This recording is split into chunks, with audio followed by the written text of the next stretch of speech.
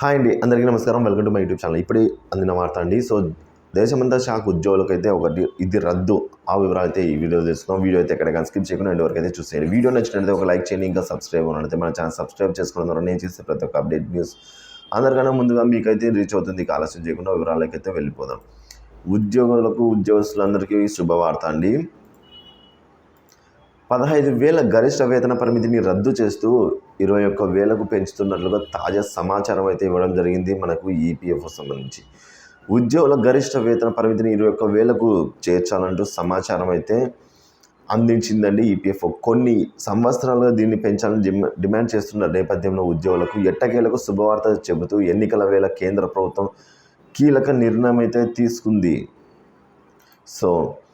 మరోవైపు employees state insurance corporation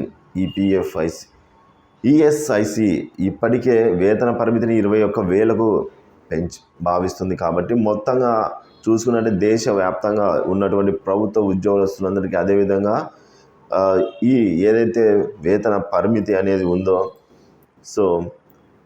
అందరికీ ఇది ఒక మంచి శుభార్త అని చెప్పాలి. ఎందుకంటే 15,000 నుంచి 21,000కు బేసిక్ సాలరీ అనేది పెరగడం జరిగింది.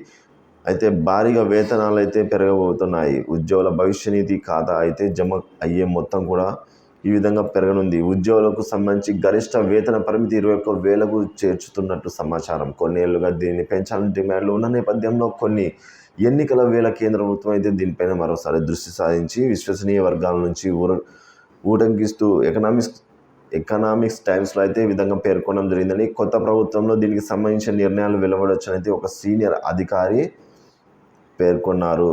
ఇక వేతన పరిమితి కనుక పెంచినట్లయితే దీనివల్ల ఉద్యోగుల భవిష్య నిధి ఖాతాకు జమ అయ్యే మొత్తం ఆ మేర పెరగనుంది. సాధారణ ఉద్యోగి వాటాగా 12%, అలాగే యాజమాని వాటాగా అయితే మరొక 12% అయితే చెల్లిస్తారు. ఇక ఉద్యోగి వాటా పూర్తిగా ఈపీఎఫ్ ఖాతాలో జమ అవుతుంది. యాజమాని వాటా మొత్తం కూడా యజమాని వాటా పూర్తిగా ఈపీఎఫ్ఓలో జమ అవుతుంది. ఉద్యోగి వాటా 8.3% పెన్షన్లో, మిగతా మొత్తం ఈపీఎఫ్ ఖాతాలో అయితే జమ కావడం జరుగుతుందండి.